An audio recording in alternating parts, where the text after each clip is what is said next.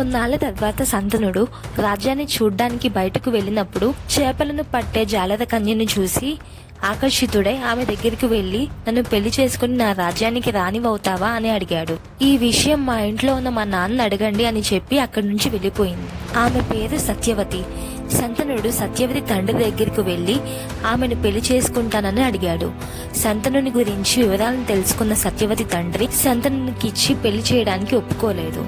సంతనుడు ఆశ్చర్యపోయి కారణం ఏమిటని అడిగితే అప్పుడు ఆ వ్యక్తి, ఏ విధంగా చూసినా నా కూతురుకు పుట్టే పిల్లలు రాజు కాలేరు, అంతేకాదు మా అమ్మాయికి పుట్టిన వాళ్ళు నీ కొడుకైన దేవవ్రతునికి సేవలు చేస్తూ జీవితాంతం బతకవలసి వస్తుంది. అలాంటి బతుకులు మా మనవలకు వద్దు, అందుకని నేను ఈ పెళ్లికి ఒప్పుకోను అని కరాఖండిగా చెప్పాడు. అతనికేమీ చెప్పలేని సంతనుడు తన నివాసానికి తిరిగి వచ్చి సత్యవతిని మర్చిపోలేక ఆ రోజు నుంచి మనసులో బాధపడ్డం మొదలు పెట్టాడు. తన తండ్రి బాధను చూడలేక కారణం ఏమిటో చెప్పమని దేవవ్రతుడు రాజ్యమంత్రిని అడిగి జరిగిందంతా తెలుసుకున్నాడు.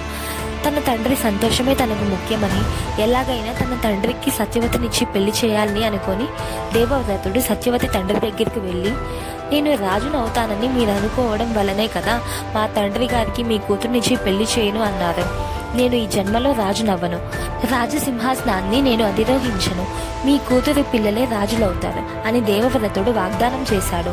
అప్పటికీ సత్యవతి తండ్రి, అయినా సరే నేను ఈ పెళ్లికి ఒప్పుకోను, సింహాసనం వద్దని ఇప్పుడు మీరు వదిలేచేము, కానీ సింహాసనాన్ని మీ పిల్లలెందుకు వదిలేస్తారో అందువల్ల నేను ఈ పెళ్లికి ఒప్పుకోను అని అన్నాడు.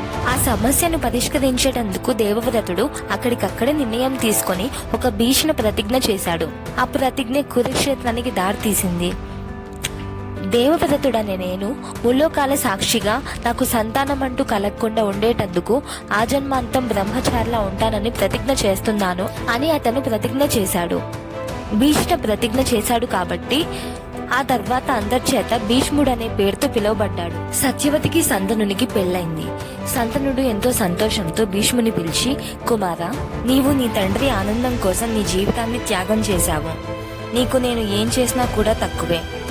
పుట్టిన ప్రతి జీవికి మరణం తప్పదు, ఎప్పుడో ఒకప్పుడు మరణిస్తారా. ఆ క్షణం ఎప్పుడు వస్తుందో ఎవరికీ తెలియదు. కానీ నీ త్యాగానికి మెచ్చి నీకు వరమిస్తున్నాను, అదే ఇచ్చా మరణం. నీకు చావు అనేది ఎప్పటికీ దానంతట అది రాదు. నువ్వు చనిపోవాలి అని కోరుకుంటే తప్ప నీవు చనిపోవు అని దీవించాడు.